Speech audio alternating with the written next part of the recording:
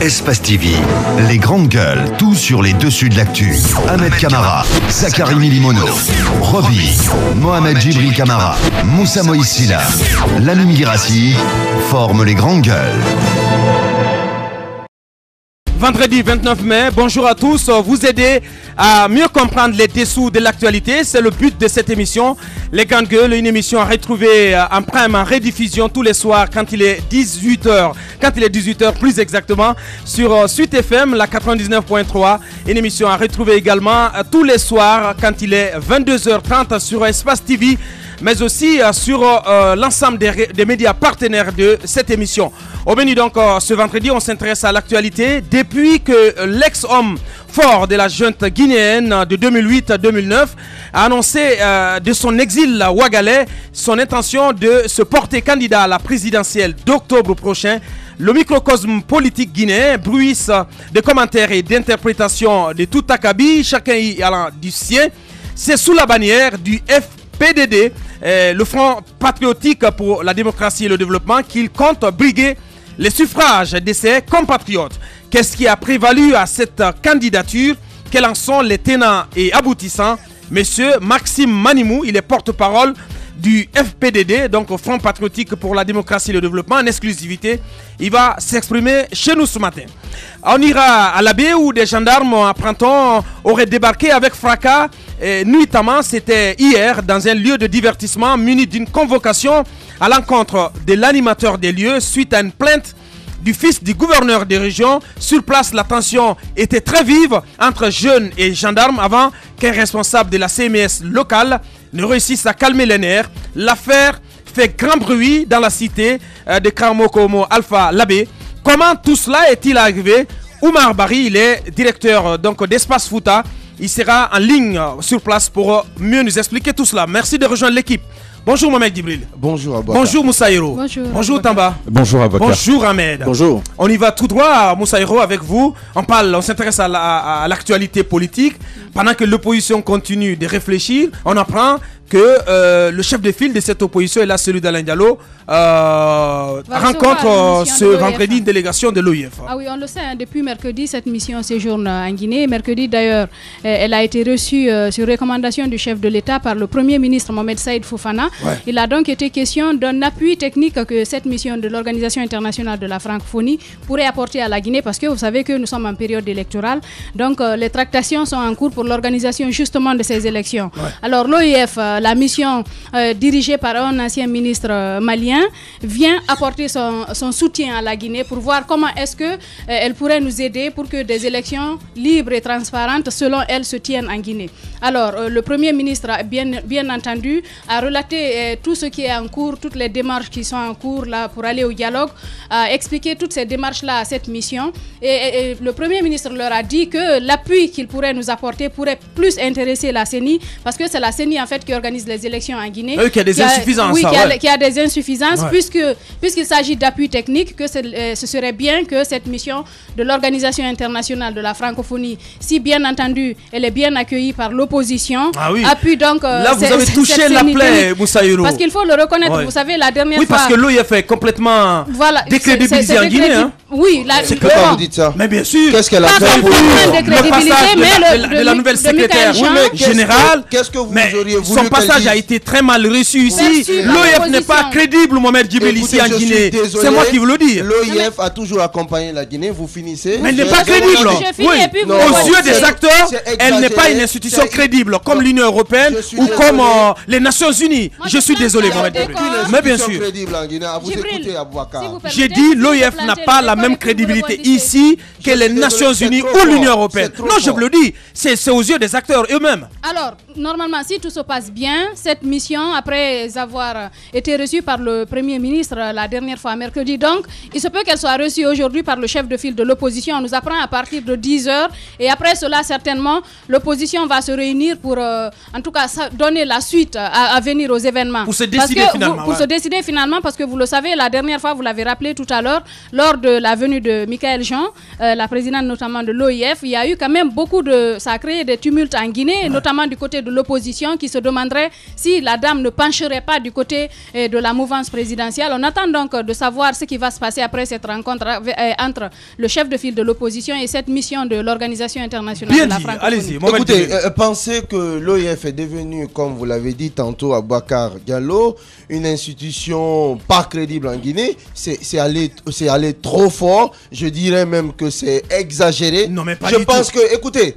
je pense que c'est trop facile en Guinée. C'est même un raisonnement d'une virtuelle acrobatie intellectuelle. C'est trop facile de cataloguer les gens à partir d'une déclaration. Je pense que la secrétaire générale de l'OIF... Vous étiez où, Mohamed Djibril? Je suis désolé, on en a parlé se ici. sont élevés Et à l'époque... au sein de cette opposition. Oui, mais on était tous là. Au passage de Michael Jean, elle l'a rappelé. Elle seule ne fait pas toute l'opinion. On n'est pas en train de faire une tempête dans un verre d'eau, Mohamed Djibril. Je suis désolé, Abakar. C'est de la réalité. Redescendez sur terre, Mohamed Djibril. Je vais vous donner une règle des relations internationales. Oui. Les institutions internationales n'ont pas pour rôle de froisser les États. Elles sont respectueuses de la souveraineté des États. Elles ne peuvent pas froisser les États. Elles ne peuvent pas froisser les gouvernements. C'est grave. Hein? Qu'est-ce que vous auriez souhaité franchement. Que les bras m'en tombent. Mais vous allez continuer à être vous écoutez, parce que je vais vous dire une chose, Abakar, Michael Jean n'aurait jamais dit que le gouvernement fait mal son boulot, même si c'est le cas. En le faisant, elle piétine la souveraineté des États. Ça, c'est une chose. Dire que l'OIF, c'est une organisation pas crédible. Combien de fois l'OIF a assisté à la Guinée dans ces négociations? Elle n'est pas acceptée par tous les acteurs politiques, mon cher ami. Cela ne fait pas de l'OIF une institution pas crédible, une institution sur laquelle on peut facilement jeter de l'opprobre. Qu'est-ce que vous direz à lieu et place? Je dis que c'est une institution crédible en Guinée. Moi je dis que l'OIF reste et demeure une institution crédible. Ce dont on a besoin, la preuve, si elle n'était pas crédible, je suis sûr que le chef de file de l'opposition, par souci de cohérence, n'aurait pas accepté. Non, mais quand même. Non, quand même. Ce sont les règles de bienséance. Ce sont les règles de bienséance. On ne peut pas déclarer une ce qui est en cause, Mohamed Djibril. Non, vous allez prendre la parole. Non, Mohamed Djibril. Ce qui est en cause, ce qui est en jeu plutôt, c'est l'assistance technique que l'OIF est censé apporter à la CENI. Est-ce que cette assistance technique... Vous me surprenez ce matin. Allez-y, Tamba. L'assistance d'une institution que vous jugez pas crédible, Aboubacar. Mais justement, je pense que c'est là où je Non, permets-moi, s'il te plaît. Pour en sortir, je pense que c'est bien de redire l'histoire. Lorsque Michael Jean était en Guinée, elle avait dit que par le passé, et d'abord, elle louait les efforts de l'État guinéen dans le cadre du respect des accords. Ça, c'est un langage diplomatique. Est-ce que je peux continuer, Djibril, s'il te plaît? Donc, Michael Jean avait dit qu'elle louait les efforts du gouvernement, des efforts qui n'étaient pas solitaires, parce qu'elle rapportait certains éléments qui, d'après elle, montraient que le gouvernement guinéen avait jusqu'en ce moment-là respecté les conclusions des accords issus du dialogue politique. Ce que l'opposition n'a pas suffisamment compris. Parce que, et si d'ailleurs il y a des revendications au sein de cette opposition, c'est le manque de respect des conclusions de ces accords-là. Mais lorsqu'on voit Michael Jean, en tant que secrétaire général de la francophonie, intervenir dans ce sens-là et dire clairement que le gouvernement, elle faisait confiance au gouvernement parce que ce gouvernement-là avait toujours respecté les accords issus du dialogue politique, l'opposition ne l'a pas compris. Alors, de ce point de vue-là, je peux comprendre ce que Aboubacar est en train de dire, c'est-à-dire que sur l'OIF planent des soupçons de parti pris. Absolument. Ça, c'est... Permettez, ce que Aboubacar a dit ce matin, malheureusement, je pense que Djibril, tu n'as pas assez écouté. Ce qu'il a dit, c'est que au sein de cette opposition, l'OIF est décrédibilisé. Bien sûr. Voilà, mais c'est justement ce qu'il a dit. Mais si tu avais bien écouté, on n'en serait pas à ce niveau-là. Absolument. Je pense que c'est quand même bien de pouvoir recevoir une délégation de l'OIF en étant un acteur qui va s'impliquer, un partenaire dans le cadre de l'organisation de ces élections présidentielles. C'est assez important de les rencontrer. On pourrait pour une fois encore écouter, l'OIF pourrait encore une fois écouter les soucis de l'opposition, même si, me dira-t-on, l'OIF connaît déjà c'est quoi les soucis de l'opposition. Alors, ce sera quand même un premier pas. Et l'OIF, ce n'est pas n'importe quoi. Par rapport à la règle que Djibril... Il faut faire confiance à l'Union européenne, c'est tout. Hein. Non, mais j'y vais. Par rapport... Permets-moi, Djibril. Par rapport à ce que... J'en ai pas besoin. Est-ce que je peux terminer, s'il vous plaît? Voilà. Par rapport à ce que Djibril disait tantôt, cette règle de diplomatie de relations internationales, à savoir qu'une institution internationale se méfierait de froisser les États. On se rappelle des positions de Philippe Van Damme, ici encore en Guinée, qui osait dire les choses. Malheureusement, je pense que dans la situation que nous avons enregistrée avec l'OIF, ça ne risque pas d'arranger la situation que nous vivons. Il faudrait que de tout son poids, l'OIF puisse peser dans la résolution de la situation politique en Guinée. Ahmed, pendant ce temps, l'opposition pourrait donc se décider aujourd'hui, mais que faut-il attendre de cette opposition? Vous avez suivi la sortie de son chef de file, et là celui d'Alain Diallo sur un média allemand, la Deutsche Welle plus précisément. Il a dit il faut forcément annuler le calendrier électoral avant que l'opposition aille à ce dialogue. Eh bien, je pense que ça fera l'objet de discussion. J'ose croire également que la décision que l'opposition va prendre, ce n'est pas une décision qui va brûler le pays, c'est une décision qui va nous réunir, qui va nous amener autour de la table. C'est ce que nous souhaitons, et je pense que... Mais pensez-vous qu'avec une telle annonce, que l'opposition pourrait décider d'aller à ce dialogue? Ça, c'est au micro de la Deutsche Welle. Maintenant, on va voir la déclaration de l'opposition ici à Conakry pour voir ce que ça donne exactement. Bien. Après cette déclaration sur la Deutsche Welle, c'est clair qu'il y a eu assez d'heures, il y a eu quelques jours également qui se sont écoulés. Les lignes ont peut-être bougé. Ce que je dis tout simplement, c'est que chacun doit savoir raison garder. On est face à une situation. Est-ce qu'on peut repousser la date des élections présidentielles? C'est la grosse question. Est-ce qu'on peut accepter? Non, ça, on ne peut pas. Non, voilà. Justement, ce sont des questions que je pose. Ouais. Est-ce qu'on peut accepter que le président soit dans l'illégalité? Comment est-ce qu'il faut gérer ce dossier? On a vu la société civile qui a fait une proposition, qui a parlé donc de coupler les élections, donc, et essayer de voir avec l'institution chargée d'organiser les élections, notamment la CENI, et même les acteurs politiques de l'opposition et de la mouvance présidentielle également, pour voir si cela est possible. Si c'est possible, pour qu'on puisse coupler ces élections. Mais c'est ce que des cadres de la CENI ont déjà planché sur cette question. Ils ont dit côté ressources humaines et techniques, c'est pas possible. Ouais. Donc je ne sais vraiment pas pour l'instant quelle est la solution, mais les acteurs... La solution peut-être la certification des élections présidentielles par les Nations Unies. Écoutez, ça s'est passé en Côte d'Ivoire. Oui, ça s'est passé en Côte d'Ivoire, mais je pense que... S'il vous plaît. Vous dites... pas une règle absolue. Mais pourquoi pas? Pour l'instant... Non, mais dans un climat de défiance... Non, mais écoutez, Mohamed Djibril, dans un tel climat de défiance, je pense qu'il faut aller à cette certification. Non, mais c'est ce que vous dites. Pays indépendant, quand même. La Côte d'Ivoire n'était pas indépendante. La Côte d'Ivoire, ce n'est pas la Guinée. Comparaison n'est pas raison. Arrêtez. Vous voyez comment vous voyez? Bon Dieu. Écoutez, je pense que tout ce que vous donnez comme idée, c'est autour de la table qu'on peut discuter de cela. Ce n'est pas sur les ondes qu'on peut bien discuter de cela. Je pense que les uns et les autres doivent se retrouver, faire des propositions concrètes et trouver une solution à la crise que nous vivons. Bien. Sinon, allez-y. On est tous arrêtons d'aller avec telle alternative, alors qu'on a une seule qui fait la situation guinéenne. Laquelle? Il y a la loi. La loi. Mais bon sang de Dieu, faisons respecter nos textes. Si l'on n'en sort pas tous les jours et toutes les années, c'est ce que nous ferons. Mais que dit la loi? Que dit la loi? Il ne peut pas être plus concret que ça. C'est assez clair. Oui, mais que dit la loi? Non, mais Abakar, il faudrait que l'on tienne ces communales. Pour une fois, interprète-nous des lois. Je vais vous dire une chose. Je vais vous dire une chose. Je ne peux pas interpréter les lois. Explique-nous. Mais ce que je voudrais, que l'on sorte des imaginations et des nombreuses, comment on appelle ça, des nombreuses considérations, mais de nombreux efforts de calcul politicien. Il faudrait que l'on aille à nos textes. Que disent nos textes? Nous avons des professionnels pour ça. Faisons respecter cela. Plutôt que de dire à la communauté internationale, venez, aidez-nous. On n'en sortira pas. Quand vous parlez de certification des élections par la communauté internationale, c'est un crime dans un pays où tout le monde est... C'est un crime que de dire cela. Vous m'étonnez ce matin parce que on sait qu'il y a des acteurs de la communauté internationale qui ont été systématiquement catalogués par des acteurs de l'opposition. Je parle des Nations Unies. En Côte d'Ivoire, ce sont les Nations Unies qui ont certifié la présidentielle. Et c'est ce qui a permis à Alassane Dramane Ouattara d'être porté à la... Parce que, autrement, les résultats avaient été complètement truqués. C'est clair. Les jeux avaient été biaisés. Non, pour une fois, on est dans un pays où la méfiance a atteint le summum. Je pense que pour que les acteurs aient confiance en ce processus électoral qui est en cours de préparation, il faut aller à cette certification. Moi, j'aimais l'idée. Écoutez, il ne faut pas comparer le cas ivoirien au cas guinéen. Déjà, bien avant même que ces élections ne se déroulent, la Côte d'Ivoire, c'était un pays qui venait de sortir d'une crise, d'une succession de crises. Ce n'est pas tout à fait comparable. Le fait que les élections aient été certifiées en Côte d'Ivoire, c'est une bonne chose. Mais on ne peut pas forcément dire le bel exemple ivoirien, il faut le reconduire en Guinée. Pourquoi ne pas le reconduire? Mais pourquoi le reconduire en Guinée? Qu'est-ce que tu as contre ça, Mohamed Djibril? Besoin de faire certifier les élections. Tu es totalement à côté de la plaque. Allez-y, Moussa Hero. Alors qu'il y a des éléments de cette communauté. Prince, si tu permets, il faut fermer son micro. Moussa Hero, c'est toi qui as la parole. Allez-y. Il est totalement à côté de la plaque. Allez-y, Moussa Hero.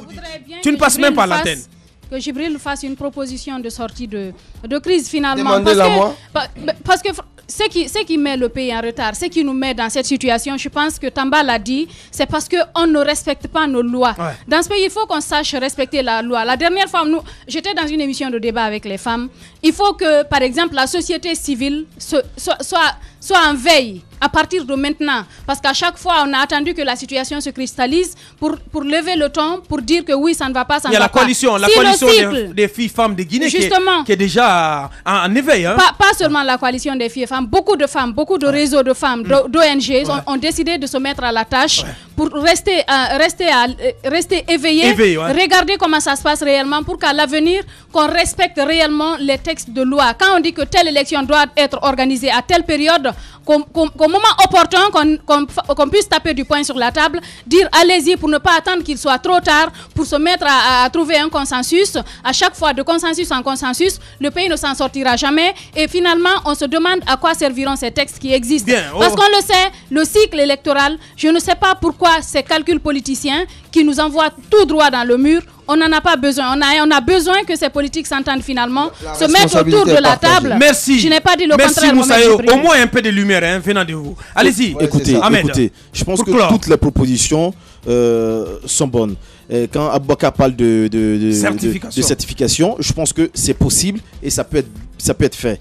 Mais le problème, c'est quoi aujourd'hui? C'est que le pouvoir devait quand même donner confiance à l'opposition de croire en ses actions. Mais aujourd'hui, je pense qu'aujourd'hui, c'est carrément par terre. L'opposition ne fait pas du tout confiance au pouvoir. Mais au même moment, si l'opposition ne fait pas confiance aussi, comme Djibril le disait, à la communauté internationale, finalement, on va faire confiance à... toute la communauté internationale. Il le disait. C'est lui qui le disait. La communauté internationale, vous savez c'est qui? La communauté internationale. Pourquoi ça vous... La communauté internationale, ce n'est pas d'autres. Hein. Ce sont les États-Unis, c'est la France et d'autres pays. Allez-y, Ahmed, allez-y au bout de votre raisonnement, allez-y. Alors, je dis bien qu'à un moment ou à un autre, même si on ne fait pas confiance au pouvoir, on pourrait quand même faire confiance à la communauté internationale dans la certification d'un certain nombre de résultats. Je pense que ça permet d'éviter...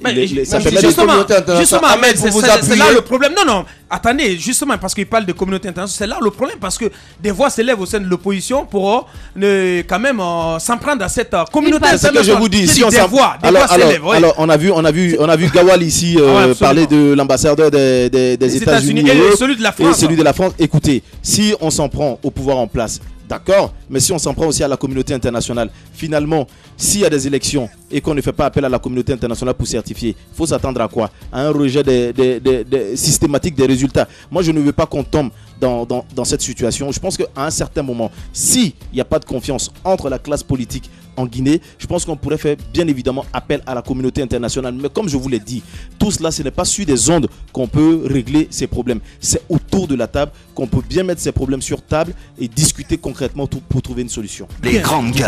Mais tout le monde parle de la communauté internationale comme si la solution en viendrait. C'est tout à fait, et ce n'est pas la première fois que je vois un Africain s'en prendre à la communauté internationale. Ça existe un peu partout en Afrique aujourd'hui. On connaît quel est le rôle de cette communauté internationale là par endroit. Vous devez... Vous comprendrez. Mohamed Djibril, si tu permets quand même, ordonnons le débat. Voilà. Allez-y, Tamba, allez-y. Donc, moi, je comprendrai.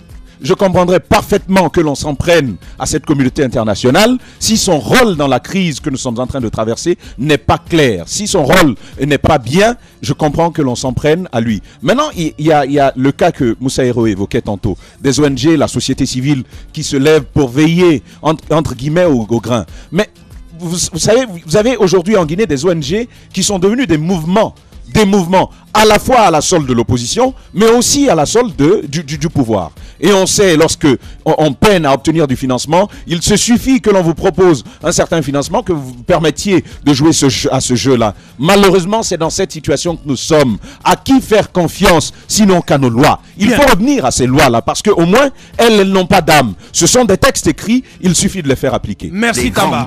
On s'intéresse à présent à EDG, Topage, c'est assez compliqué tout ça. Marché des 300 transformateurs, soupçon d'interférence du président Alpha Condé.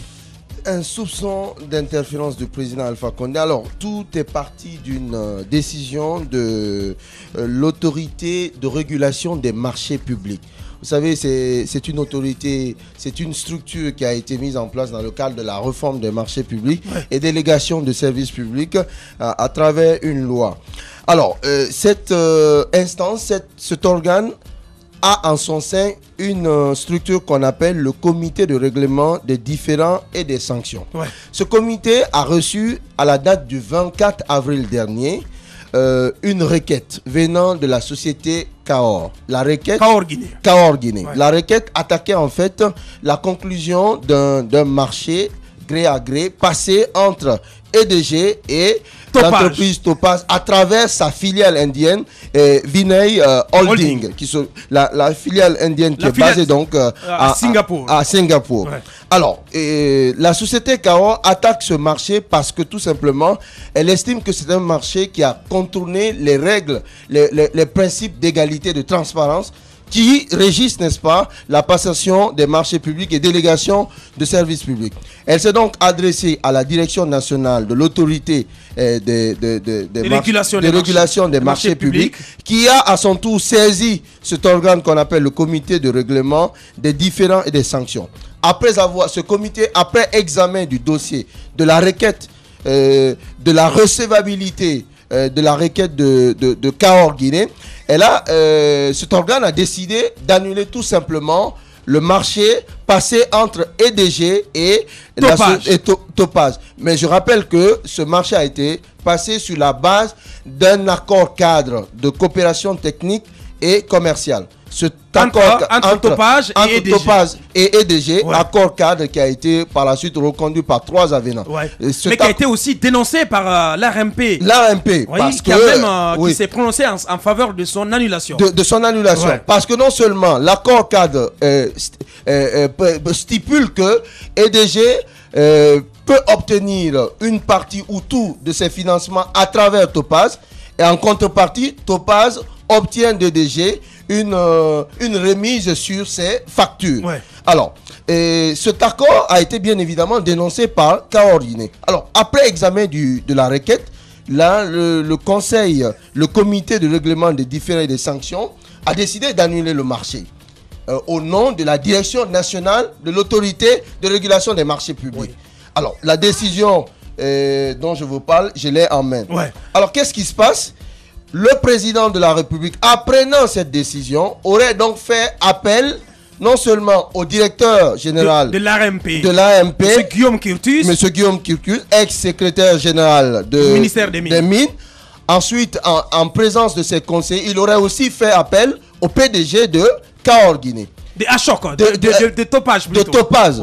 Monsieur Achok. Monsieur Achok. Alors, en présence de toutes ces personnes, le président aurait demandé expressement au directeur général de l'AMP de rapporter sa décision. De revenir sur sa décision. Plus simplement pour revenir sur sa décision. Alors, si ces faits sont avérés, ça va porter certainement un coup de boutoir aux réformes menées dans le cadre des marchés publics et délégations de services publics. Parce que le président s'est engagé à faire des principes de transparence, d'égalité, de transparence, d'égalité des candidats lors de la passation des marchés publics. C'est assez des grave. Principes sacro-saints. Alors on ne peut pas comprendre, et on sait qu'aujourd'hui le président est au Nigeria en train de faire une opération de charme à l'endroit des hommes d'affaires nigériens. Je pense qu'on ne peut pas mettre en place une structure pour veiller à la transparence, à l'égalité des candidats lors de la passation des marchés publics et se mettre à faire de tels agissements, encore une fois, si ces agissements sont avérés. Allez-y. On ne le dira jamais assez. Le problème de ce pays, c'est qu'on ne respecte pas les textes. Non, mais si ça vient du premier responsable de ce pays, c'est pas encore avéré. J'ai dit qui est en train de bafouer, si c'est avéré, c'est pas la première fois qu'on dénonce ce genre de pratique. On dit une chose et son contraire. On met une structure en place. En fait, c'est comme si on vous laissait là et on vous mettait sur place et on coupe toutes les prérogatives qu'on devrait vous confier. Je pense que ça ne sert à rien de mettre une structure en place et ne pas la laisser faire le travail. La dernière fois, on s'est félicité des actes qui ont été posés par cette structure dans ce studio. Mais si c'est comme ça qu'il faut jour pour jour. Justement, si c'est comme ça qu'il faut féliciter, remercier les personnes qui posent de bons actes dans ce pays, comme Moïse l'a dit dans ce studio, chacun va se mettre dans des petites manœuvres pour faire de la corruption et finalement pour se faire récompenser, se faire la poche. Non mais ce qui reste aujourd'hui à M. Guillaume Curtis, tout simplement, c'est de jeter l'éponge. Il a été complètement désavoué par le chef de l'État. Allez-y, Surtout que le marché a été... J'ajoute cette précision. Le marché passé entre Topaz et EDG n'a pas la direction nationale de l'autorité des marchés publics n'a pas été associée à la démarche, ni le ministère des Finances qui est quand même l'autorité qui peut avaliser un marché. C'est un marché de près de 3 millions de dollars. 3 millions de dollars, il faut le rappeler. Il faut le rappeler. Tamba, un détour par Anta. Hier, ça chauffait dans votre quartier et vous nous apprenez la preuve de l'échec en matière d'assainissement. Il faut le dire tous les jours parce que l'insalubrité, ces ordures sont autour de nous aujourd'hui et toujours. Nous voyons nos maires qui habitent avec les ordures, avec cette saleté et après on va se dire d'où est-ce que proviennent nos intox. Nous avons des mamans qui viennent tous les jours dans les hôpitaux. On découvre qu'elles souffrent de ce genre de problème-là. Rien n'est fait. Monsieur le gouverneur, c'est encore le lieu de le dire. On perçoit des taxes sur le petit commerce, sur le maigre commerce de nos mamans. Qu'est-ce qui est fait de cet argent-là? Les administrateurs de ces marchés existent. Qu'est-ce qu'ils font de cet argent? Sinon que de le partager entre eux. Il y a quand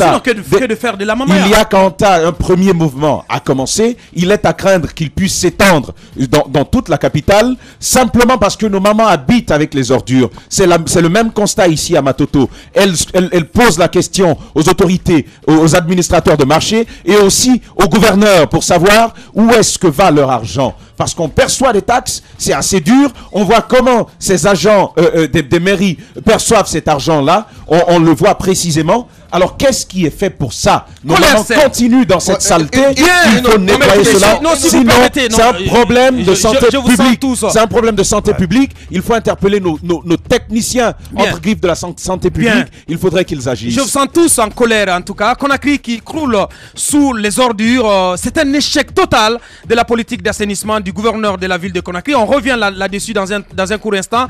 Pour l'heure, nous marquons une pause de 5 minutes avec nos obligations commerciales. Continuez à réagir à cette émission au GG 837 ou vous allez sur le site de la radio, le www.espacefmguinée.info ou faites le 00 224 657 39 13 13. Nous revenons dans un court instant. Politiciens véreux, fonctionnaires corrompus, promoteurs immobiliers voyous, justice passive. La Guinée devient-elle mafieuse? Les grandes gueules d'Adafo Média ne lavent pas plus blanc, mais vous permettent de défendre votre pays en vous informant. Avec les grandes gueules d'Adafo Média, dénoncez les turpitudes, nous garantissons le secret des sources. Envoyez vos documents à espacefmguinée.info, rubrique Contact. Les grandes gueules d'Adafo Média ou le socle de la liberté d'expression en Guinée.